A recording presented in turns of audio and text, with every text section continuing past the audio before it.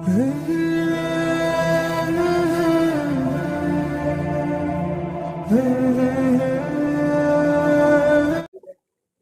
اللہ الرحمن الرحیم۔ الحمدللہ الفیصل ٹورز اینڈ ٹریولز کی جانب سے جو ہمارا 20 روز کا پیکیج بنا تھا، اسی کے تحت ہمارا یہ عمرے کا سفر ہو رہا ہے۔ آج ہم مدینہ منورہ میں زیارتوں کے لیے نکلے ہیں۔ آج ہم جس مقام پر پہنچے ہیں یہ احد کا میدان ہے۔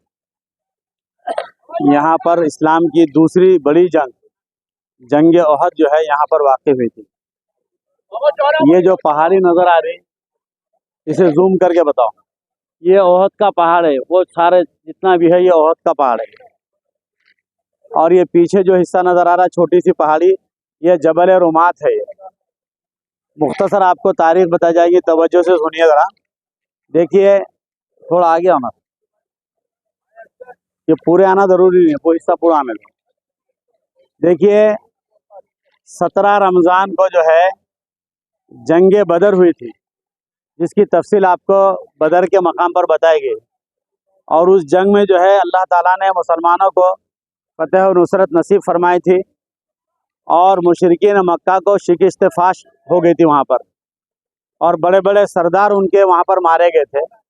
تو مشرکین جو ہے بڑے غصے میں تھے، جوش اور جذبے میں تھے کہ ان کو بہت بڑی زخم پہنچی ہے، اور مسلمان جو ہے طاقت کے ساتھ ابھرے تھے۔ تو انہوں نے، چونکہ وہ ایک قافلہ تھا ابو سفیان کا، ابو سفیان تو قافلہ لے کر مکہ پہنچ گئے تھے۔ ابو جہل جو ہے غزوہ بدر میں مارا گیا تھا، اور بڑے بڑے سردار مارے گئے تھے۔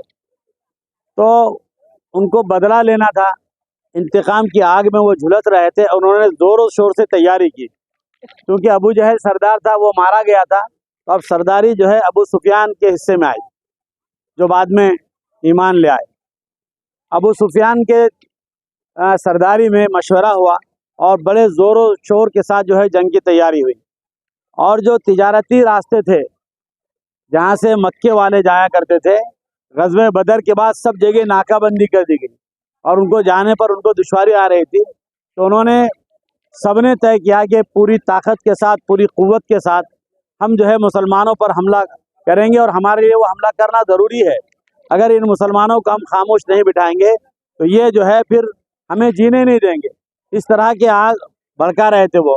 عورتیں اشعار گا گا کر لوگوں کا جوش بڑھاتی تھی، اور جگہ جگہ محفلیں سجتی تھی، اور وہاں پر جو ہے بچوں میں، جوانوں میں، بوڑھوں میں، سب میں جنگ کے جو ہے آگ بھڑکائی جا رہے تھے۔ انتقام ہم کو لینا ہے ہمارے بڑے بڑے سرداروں کو۔ تو ایک مہینے کے بعد 17 شوال کو ابو سفیان جو ہے 3,000 کی فوج لے کر مدینے پر چڑھائی کرنے کے لیے آ گئے، اور ان کا پڑاؤ یہاں پر ڈالا گیا۔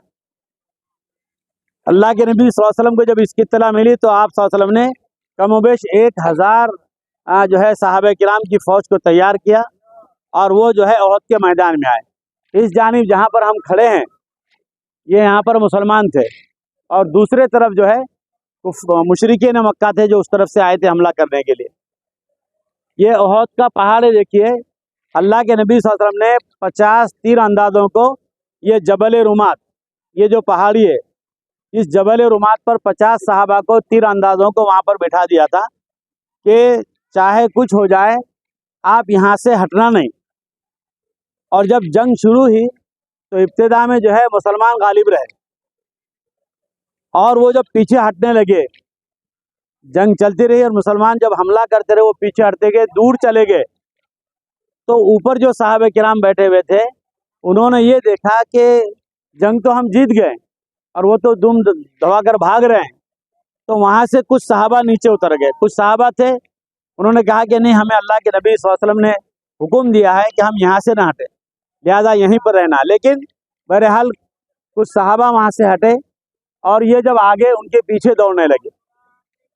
دوسری جانب خالد بن ولید رضی اللہ تعالیٰ نے جو بعد میں ایمان لے، اس وقت تک ایمان نہیں لے آئے تھے، انہوں نے دیکھا کہ یہاں سے لوگ کم ہو گئے، اور یہ جنگ کا ایک کمزور پہلو تھا جس کو نبی کریم صلی اللہ علیہ وسلم نے جانچا تھا، پرکھا تھا، اور اس کے خطرے سے بچنے کے لیے 50 تیر اندازوں کو یہاں پر بٹھایا تھا۔ تو جب وہاں سے کچھ صحابہ ہٹ گئے تو خالد بن ولید جو ہے اپنی ایک کمک کو لے کر ان پر انہوں نے حملہ کیا، اور پھر وہاں کی جو حصہ تھا وہ کمزور ہو گیا، اور پھر اس طرف سے مشرکین مکہ آگے بڑھے۔ اب دیکھیے مشرکین مکہ اس طرف سے آگے بڑھے اور مسلمان مشرکین مکہ کو دوڑا رہے ہیں۔ جب ان کے جھنڈوں کو دیکھا انہوں نے اور آوازیں لگے، نعرے دینے لگے، تو وہ مشرکین مکہ بھی پلٹ گئے، اور پلٹنے کے بعد پھر گھمسان کی لڑائی شروع ہوگی، اور اللہ کے نبی صلی اللہ علیہ وسلم، صحابہ کرام رضوان اللہ تعالیٰ علیہم اجمعین اس موقع پر پیچھے ہٹنے لگے، اور یہ احد پہاڑ کی طرف چلے گئے، احد پہاڑ کی طرف چلے گئے۔ اور اللہ کے نبی صلی اللہ علیہ وسلم کو احد پہاڑ میں ایک غار ہے، یہاں سے وہ نظر نہیں آتا، پہاڑ نے ایسا پھٹ کر آپ کو جگہ دی، اور اس پہاڑی کے درے میں آپ صلی اللہ علیہ وسلم کو آرام سے رکھا گیا۔ اس میں آپ کے دندان مبارک شہید ہوئے، آپ زخمی ہوئے، اور بہت سے صحابہ کرام، یعنی کہ جنگ احد میں 70 صحابہ کرام رضوان اللہ تعالیٰ علیہم اجمعین کی شہادت ہوئی ہے۔ اور اس طرف سے ابو سفیان جو سردار تھا، اور ان کی بیوی ہندا نے یہ عہد کیا تھا کہ میں حمزہ، حضرت سید الشہداء حضرت حمزہ رضی اللہ تعالیٰ عنہ جو حضور کے چہیتے چاچا ہیں، انہوں نے کہا، ہندا نے یہ طے کیا، اپنے غلام کو تیار کیا کہ تم ان کو مارنا اور ان کا کلیجہ میں چباؤں گی، جب تک مجھے ٹھنڈک نہیں پہنچے گی مجھے، جب تک کہ میں حمزہ کا کلیجہ نہ چبا لوں۔ اور انہوں نے وحشی تھے انہوں نے بعد میں وہ بھی ایمان لے آئے، حضرت ہندا بھی ایمان لے آئی، ابو سفیان بھی ایمان لے آئے۔ تو جب حضرت حمزہ رضی اللہ تعالیٰ عنہ کو بڑی بے دردی کے ساتھ آپ کو شہید کیا گیا، آپ کے کان کاٹے گئے، آپ کے ناک کاٹی گئی، اور آپ کا کلیجہ نکالا گیا، اور نکال کر ہندا کے سامنے پیش کیا، اور ہندا نے آپ کے کلیجے کو چبایا۔ یہ سب سے بڑی تکلیف کا پہلو تھا۔ جب نبی کریم صلی اللہ علیہ وسلم کے سامنے یہ ساری باتیں آئیں، آپ اس غم کو برداشت نہیں کر رہے تھے۔ اتنے پیارے چچا اور اتنی بے دردی کے ساتھ ان کو مارا گیا، تو پھر اللہ تعالیٰ نے حضرت حمزہ رضی اللہ تعالیٰ عنہ کو سید الشہداء کہا گیا، اور اس طریقے سے یہ جنگ نہ جیت ہو سکی، نہ اس میں کسی کی ہار ہو سکی۔ پھر مشرکین مکہ واپس مکہ چلے گئے، اور آپ صلی اللہ علیہ وسلم پھر پہاڑ سے نیچے اترے۔ ایک تفصیل ہے اس کی ابھی، جو اس وقت جو ہے وقت اور موقع نہیں ہے۔ اس کے بعد جو ہے کچھ حالات فتح مکہ کے موقع پر ابو سفیان اور ہندا جو جنگ احد کی قیادت کر رہے تھے، اس وقت وہ ایمان لے آئے۔ ہندا جو تھی، جنہوں نے حضرت حمزہ رضی اللہ تعالیٰ عنہ کا کلیجہ چبایا تھا، وہ بھی ایمان لانے کے لیے تیار ہوئی۔ نبی کریم صلی اللہ علیہ وسلم کے سامنے پیش کیا گیا کہ حضرت ہندا نے کہا کہ جاؤ اجازت دو، ہندا دائرہ اسلام میں آنا چاہتی ہے، آپ کی اطاعت کرنا چاہتی ہے۔ تو آپ صلی اللہ علیہ وسلم نے کہا کہ ہندا کو اسلام قبول کرا دو، لیکن اس کو میرے سامنے مت لانا، وہ میرے سامنے آئے گی تو مجھے میرے چچا یاد آ جائے گی۔ اور آپ صلی اللہ علیہ وسلم نے اپنے پیارے چچا جن کی بے دردی سے شہادت کی گئی تھی، اس ہندا کو بھی معاف کر دیا، اسی لیے آپ کو رحمت للعالمین کہا جاتا ہے۔ تو آج اللہ تعالیٰ نے ہم کو ایسے مقدس مقام پر پہنچایا۔ ہم ان شہیدوں کے لیے دعا کریں، اور اپنے دلوں میں یہ عزم کریں، ارادہ کریں کہ ہم اپنی زندگی کو نبی کریم صلی اللہ علیہ وسلم کی زندگی کے مطابق گزارنے کی کوشش کریں گے۔ اپنی زندگی میں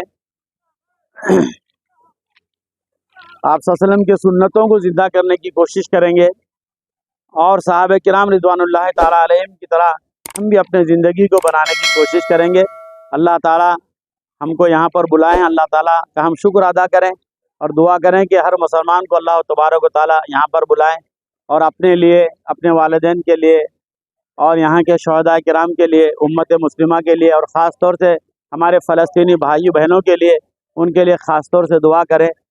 انشاءاللہ مختصر دعا ہوگی، پھر اس کے بعد ہم آگے چلیں گے۔